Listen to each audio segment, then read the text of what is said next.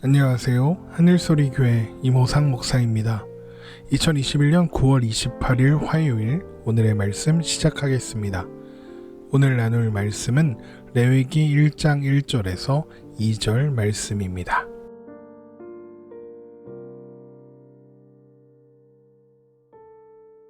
여호와께서 회막에서 모세를 부르시고 그에게 말씀하여 이르시되 이스라엘 자손에게 말하여 이르라. 너희 중에 누구든지 여호와께 예물을 드리려거든 가축 중에서 소나 양으로 예물을 드릴지니라. 아멘. 레위기는 하나님께서 회막, 그러니까 성막에서 모세를 부르시고 그에게 말씀하셨다는 것으로 시작하고 있습니다. 레위기 1장 1절입니다. 여호와께서 회막에서 모세를 부르시고 그에게 말씀하여 이르시되. 레위기는 출애굽기와 이어지는 책으로 레위기를 잘 이해하려면 출애굽기 후반부의 이야기를 알아야 할 필요가 있습니다. 그리고 그 내용을 살펴보다 보면 레위기가 왜 이렇게 시작하는지 그 이유도 확인할 수 있습니다. 이스라엘 백성들이 애굽을 떠나 시내산에 도착하자 하나님은 시내산에서 모세를 부르시고 모든 백성들에게 목욕을 하고 몸과 마음을 성결하게 하여 하나님을 만날 준비를 하게 하라고 명령하셨습니다. 출애굽기 19장 1절에서 3절 말씀입니다. 이스라엘 자손이 애굽 땅을 떠난 지 3개월이 되던 날 그들이 시내 광야에 이르니라. 그들이 르비딤을 떠나 시내 광야에 이르러 그 광야에 장막을 치되 이스라엘이 거기 산 앞에 장막을 치니라. 모세가 하나님 앞에 올라가니 여호와께서 산에서 그를 불러 말씀하시되 너는 이같이 야곱의 집에 말하고 이스라엘 자손들에게 말하라. 이것은 출애굽기 24장에 기록된 시내산 언약식을 위한 준비 과정이었습니다. 3일 후에 하나님께서 영광 중에 임재하셔서 직접 말씀을 선포하셨는데 직접 하나님의 음성 듣는 것이 두려웠던 백성들이 모세가 듣고 전해달라 이렇게 요청했고 10계명 이후의 다른 율법들은 그래서 모세를 통해 말씀하시게 됩니다. 그리고 그 내용들은 언약서로 정리되게 됩니다. 그리고 나서 출애굽기 24장을 보면 하나님은 온 이스라엘 백성들을 시내산 쪽으로 집결하게 하시고 그들과 피의 언약식을 치르십니다. 출애굽기 24장 3절에서 11절 말씀입니다. 모세가 와서 여호와의 모든 말씀과 그의 모든 율례를 백성에게 전하매 그들이 한 소리로 응답하여 이르되 여호와께서 말씀하신 모든 것을 우리가 준행하리이다. 모세가 여호와의 모든 말씀을 기록하고 이른 아침에 일어나 산 아래 제단을 쌓고 이스라엘 12지파대로 12기둥을 세우고 이스라엘 자손의 청년들을 보내어 여호와께 소로 번제와 화목제를 드리게 하고 모세가 피를 가지고 반은 여러 양푼에 담고 반은 제단에 뿌리고 언약서를 가져다가 백성에게 낭독하여 듣게 하니 그들이 이르되 여호와의 모든 말씀을 우리가 준행하리이다. 모세가 그 피를 가지고 백성에게 뿌리며 이르되 이는 여호와께서 이 모든 말씀에 대하여 너희와 세우신 언약의 피니라. 모세와 아론과 나답과 아비후와 이스라엘 장로 70인이 올라가서 이스라엘의 하나님을 보니 그의 발 아래는 청옥을 편듯하고 하늘같이 청명하더라. 하나님이 이스라엘 자손들의 존귀한 자들에게 손을 대지 아니하셨고 그들은 하나님을 뵙고 먹고 마셨더라. 여기에서 중요한 대목은 피가 직접 백성들에게 뿌려졌다는 겁니다. 희생 짐승의 피가 인간에게 직접 뿌려진 경우는 이때가 유일합니다. 이후의 모든 제사에서 짐승의 피는 항상 제단에 뿌려지게 되죠. 그러니까 이 언약식에서 백성들에게 직접 피가 뿌려진 것을 가지고 이후의 제사들과의 비교를 해보면 이 언약식에서 시내산은 제단이 설치된 거대한 성막이라고 해도 과언이 아닌 겁니다. 그렇게 피의 언약식이 끝나고 하나님은 모세에게 율법을 기록한 돌판을 주시겠다면서 시내산으로 올라오라 하셨고 모세는 백성들의 장로들에게 그곳에서 기다리라 한 뒤에 여호수아와 함께 시내산으로 올라갔습니다. 모세는 시내산에서 40일을 그렇게 보내게 되는데 그동안 10계명 돌판만 받은 것이 아니라 성막 건축법을 또 받게 됩니다. 그런데 모세가 시내산에 머무는 40일 동안 문제가 일어납니다.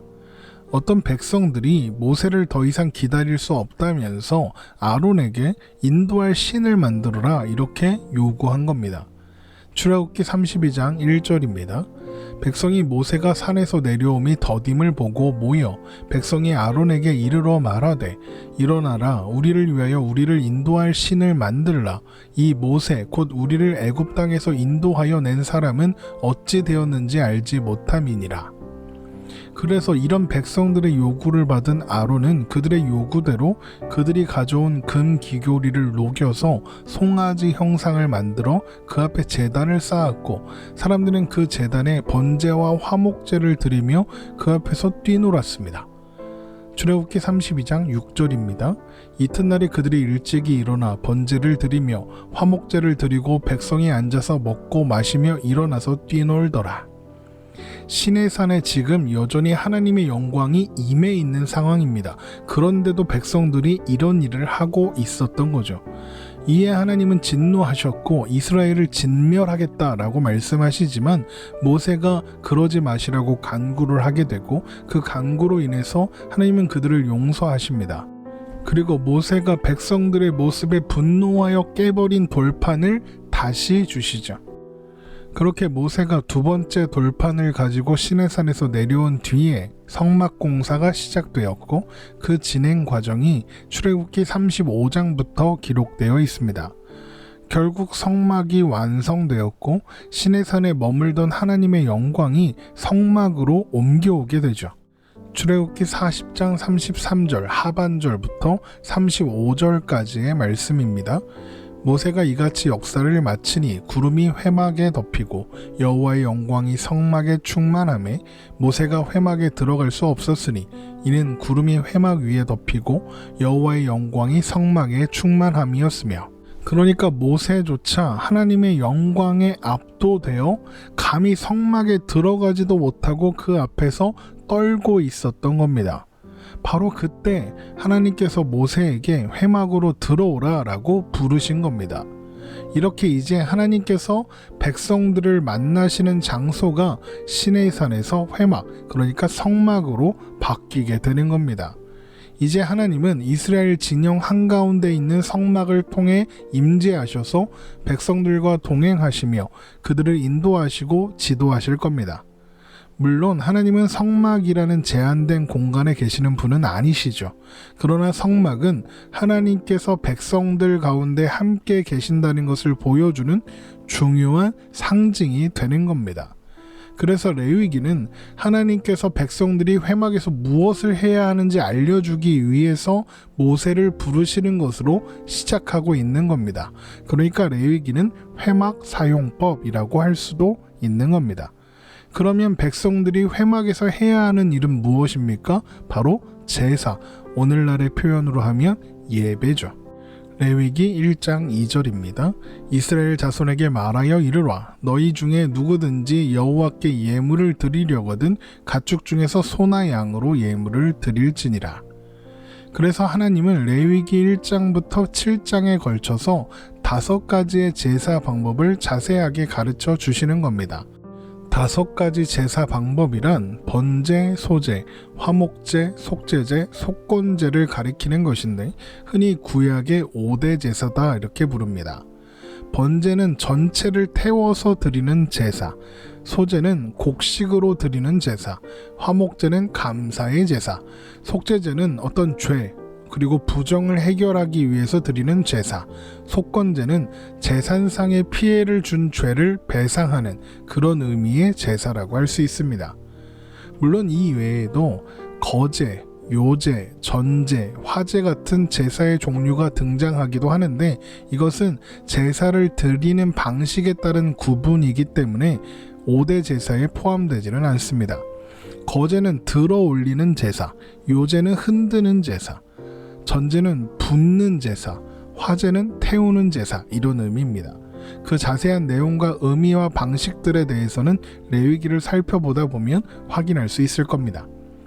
어쨌든 하나님께서 이스라엘의 범죄에도 불구하고 그러니까 그들의 자격 없음에도 불구하고 그들 가운데 임재하셨습니다.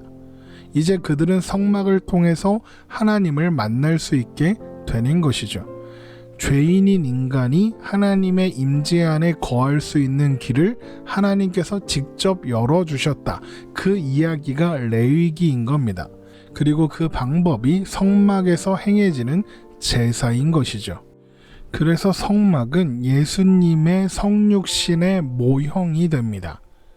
요한복음 1장 14절입니다. 말씀이 육신이 되어 우리 가운데 거하심에 우리가 그의 영광을 보니 아버지의 독생자의 영광이요 은혜와 진리가 충만하더라.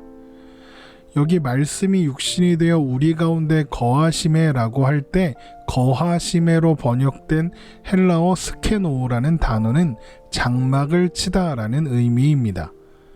그러니까 이스라엘 백성들의 자격 없음에도 불구하고 성막을 통해 그들과 함께 하시는 하나님, 그리고 그곳에서 드려지는 모든 제사들은 결국에는 모든 자격 없는 자들을 회복하시고 구원하시기 위해서 이 땅에 오신 예수 그리스도를 가리키고 있다, 이렇게 말할 수 있는 것입니다.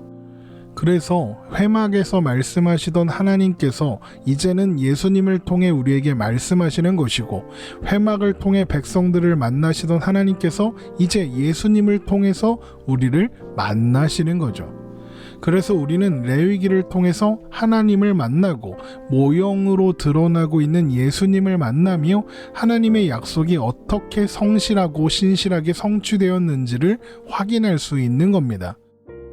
언제나 신실하셔서 우리의 자격 없음에도 불구하고 언제나 우리와 함께 하시며 또한 우리에게 말씀하시는 하나님을 바라보고 기대하며 살아가는 오늘이 되기를 주님의 이름으로 축원합니다.